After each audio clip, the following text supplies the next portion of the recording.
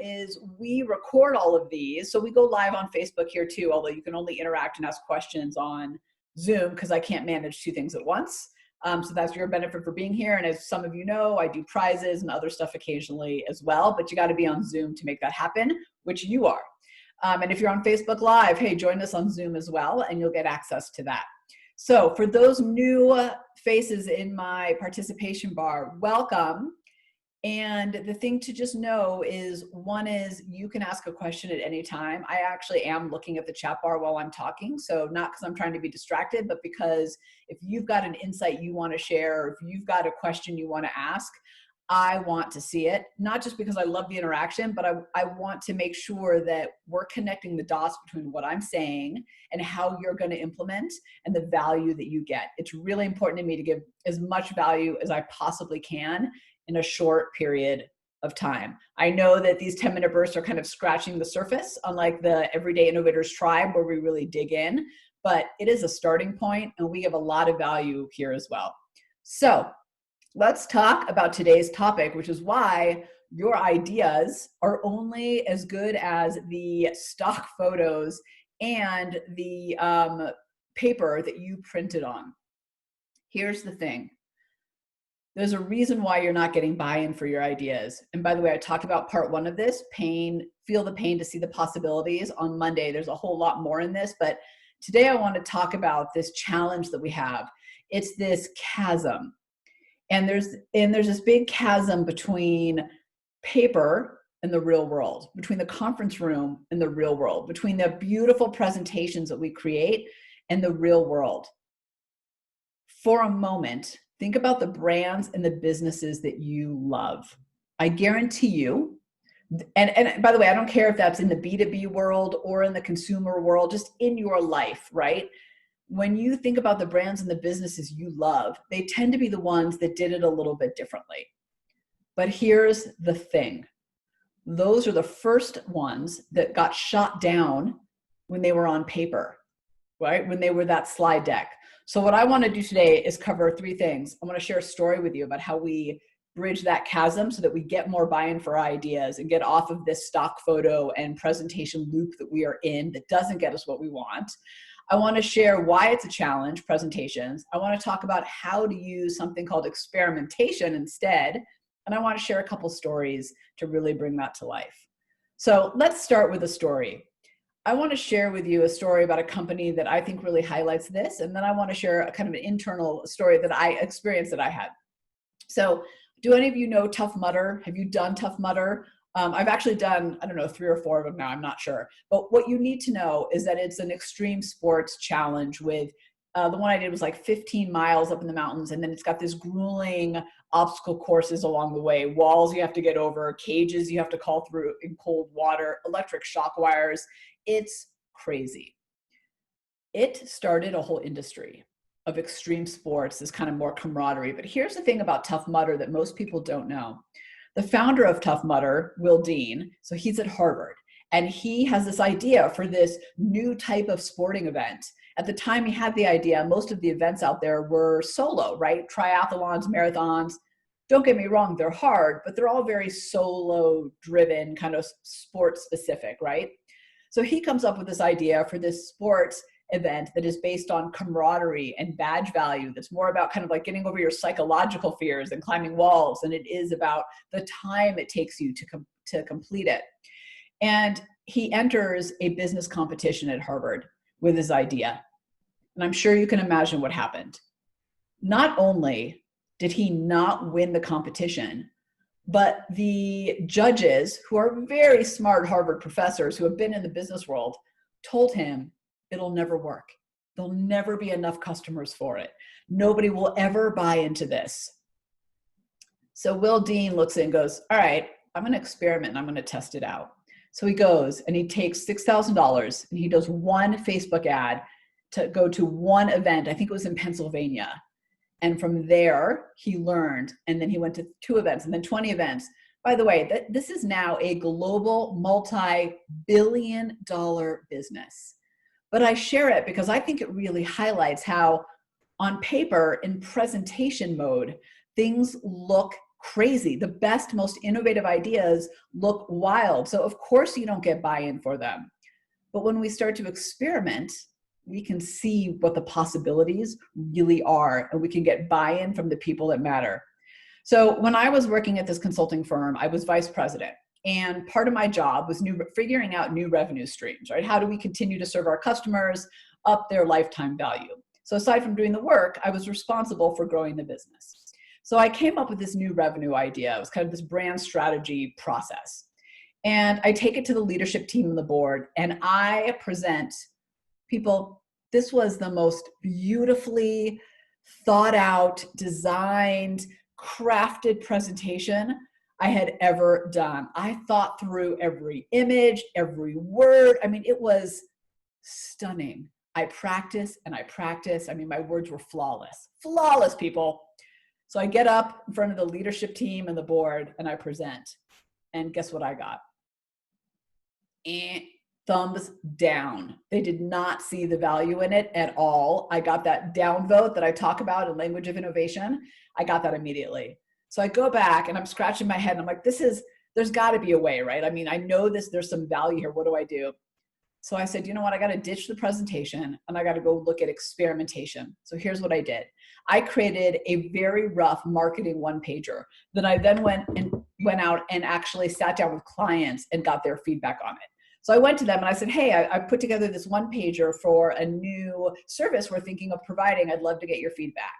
And I gathered all that feedback and I gathered all those conversations. Then I scheduled another meeting with the board and I went to them, and instead of my beautiful PowerPoint, I had a little bit of PowerPoint because I needed some explanation. I went to them and I said, hey, so I created this mock-up marketing piece. And I went to our clients, some other old customers, people we hadn't talked to in a while. And I said, hey, like, would you engage with this? How would this fit with your needs? Here's what I learned where the opportunity is for clients, where they're having challenges. And here's what I learned maybe needs adjustment or didn't work as well. Guess what happened? I got buy-in for the idea. I got buy-in to move forward. Presentations, and I'm going to share my screen in a minute, really force us to it really shuts down the people on the other side of the table. Let me talk a little bit about why. Experimentation helps us actually move things forward. So let me share my screen because I really want to talk about the why behind this so you understand it. These are the two screens, as I always tell all of you as leaders, take screenshots of, because it'll help you and your team really understand how to shift from a culture of presentation to a culture of experimentation. This will make all the difference in driving innovation forward with you and your team. Okay. Tell me if my PowerPoint's not showing, by the way. Okay, so let me talk about the challenges of presentation. Number one, as I've been talking about, there's this chasm between paper and real world. And the reality is the best ideas get shut down on paper, yet they're wildly successful in the real world. Number two, here's the reality. When we put together this beautiful deck, it becomes yet another pitch. People are pitched ideas all the time, whether it's in their email, in the conference room, in a meeting, whatever it is. You start to blend in with the noise when all you're doing is showing them yet another pitch. Number three, it puts forward perfection, which shuts down buy-in. Here's kind of what I mean by that. When we put together this beautiful PowerPoint presentation, it's almost like we're saying this idea is done, complete. What we want to do, which I'm going to talk about in a second, is put forward progress, which allows people to strengthen and come on that innovation journey with us. All right, it just becomes too perfect for people and it shuts them down because they start to feel like you're trying to push your brilliance on them. That kind of leads to the second part, which is people get wrapped up in the wrong things, pretty images and specific words. I cannot tell you the number of times when I used to do this where I'd be in front of a meeting, a group, and I'd have my beautiful slides and someone would go, that image doesn't really speak to me. And I'm over there, it's not about the image. These are stock photos. I'm just trying to showcase what I mean. Or, I don't think the word is optimize. I think it's improve. And you're like, oh my gosh, I'm going to pull my hair out. That is not the point, right? The point is I'm just trying to get some ideas across. When we put things forward as perfect, people shut down, right? They focus on the wrong things. I used to do a lot of focus groups. And one of the things I learned with consumers, and it's true inside the office, is if I showed them a beautifully rendered 3D drawing of a potential idea, this would happen. If I showed them the super rough pencil drawing of the idea, they would start to have a conversation with me about it, how it did or didn't fit into their lives. Don't get stuck in perfection. And number 5, it's all hypothetical when it's on paper, right? You haven't done the work to show that the idea actually is viable. You've got a lot of data, and data matters, don't get me wrong, but it's still all hypothetical when it's on paper. So now let's talk about how to flip that, the benefits of experimentation. Number 1, actually, before I say that, let me just back up, because I just got a question, a private question in the bar, which is, well, does it have to be as big as a $6,000 Facebook ad? I'm so glad you asked. Absolutely not. My one pager was me with PowerPoint and a couple pictures and some text. You can use duct tape and scented markers. You can use your piece of paper and sticky notes. You can build a prototype if you have access to that. Experimentation is not about going big. It's simply about getting the ideas off the paper and into the real world. And there are a lot of ways you can actually do that. All right. It puts forward progress, which fosters buy-in. By the way, I talk about that in my bonus giveaway, the 3 do's and don'ts, and then the 1 for getting people to listen. The link is in the chat bar. I encourage you to get it. So progress fosters buy-in. There's room for people to include their thinking in yours. Number 2, it shows effort and initiative on your work. When my team comes to me and says, hey, I tested something out, my first thought is, wow, you really believe in this. Like, I'm so impressed with the initiative and the effort that you put into it. I know we put effort into our presentations. I know that.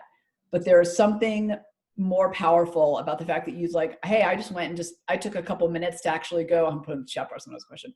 I actually took a couple minutes to actually go and do something about that, right? To actually test it out. Then, number 3, you're coming in with real world data. What works? What needs improvement? How great is that? Yeah, Tracy, Mia, I'm sorry. I'll back up at the end so you can screenshot it. I'll back up and do both. When you come in with real world data, what worked, what needs improvement, it is hard to ignore real world data. It's very easy to ignore hypothetical, but that really shows what's possible in the idea. Right? I showed my team what was possible, my leadership team with my new revenue stream, because I came to them and said, here's where it fits what clients need right now, because my clients told me that. So real world data opens up possibilities for more buy-in from the people you're talking to. And number 4, it gives you a chance, by the way, to flush out and strengthen your idea.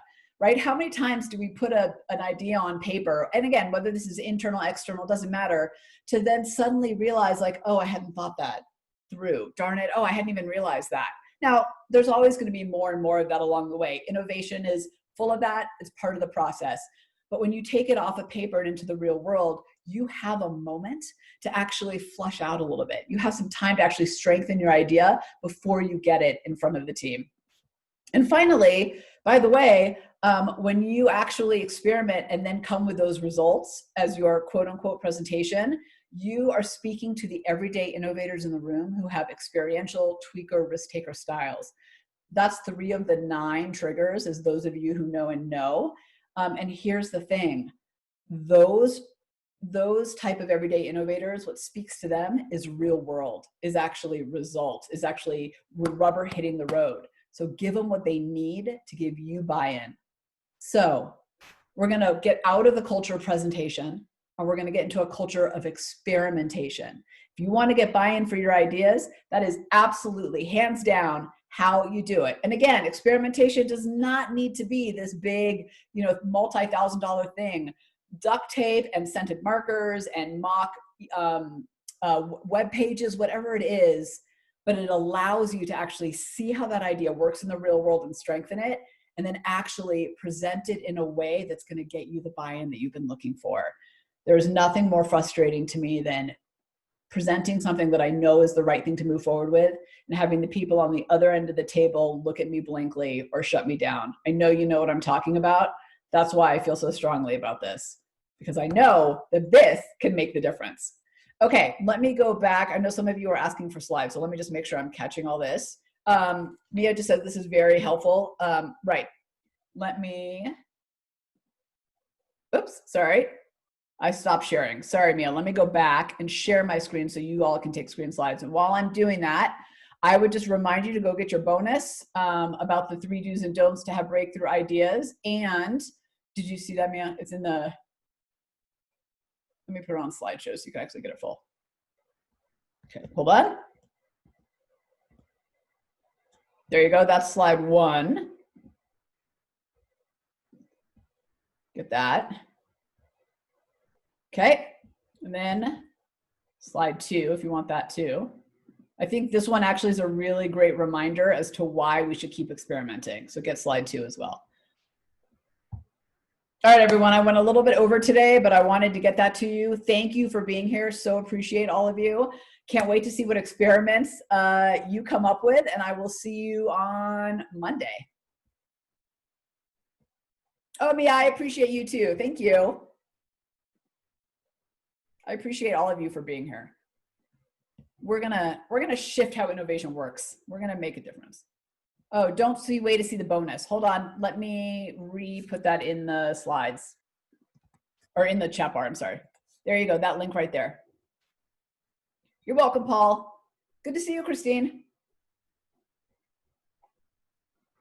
Good. I'm just going to give you a second to get the bonus since a few of you mentioned that to me and I did. Sorry, it was way up in the chat bar because you guys were on fuego today. And then I want you to email me and tell me about your experiments because you know I like to see them. Yes, Kirby, with sales teams. We can talk more about that in the tribe, by the way. We can dig into this one in our next jam session as well. Actually, I think this is a great one to do because there are a lot of ways to do this. And I think the key in this, Kirby, for you is it's about progress, not perfection, right? Like how do we position it in a way that allows them to come to the table with us to make this work for them? I think in sales, and especially, we try to come in with like the 100% answer, but to go back to the language of innovation I keep talking about, the better way to position it is, what would you do to strengthen it? What does this need to include to make it work for you? So there's ways to build an experimentation that's like you get to the progress and then they take you to perfection. Hopefully that made sense. We'll talk more about that in the tribe. Okay. Thank you. Sarah says, use a PPP kit for customers and they loved it, working on more ideas. Yeah, great idea. Yeah, but that's really smart. I love it. I don't know why I'm surprised, Sarah. All your stuff's smart. Okay. All right, everybody. I'm logging off. It's good to see you all. Thank you for being here. I'll see you on Monday. And hey, I'm just going to say this because most of you are still on. Join me in the Everyday Innovators Tribe. It'll be worth your time. There are some people who are on here who are in the tribe. They know, like, we dig into this stuff and we're about to even add more value to the tribe. You guys are about to get, like, the bursts are about to start. Oh my gosh, we got some Q&As coming. So good. So, you know, take a minute and consider it. All right. Have a good day.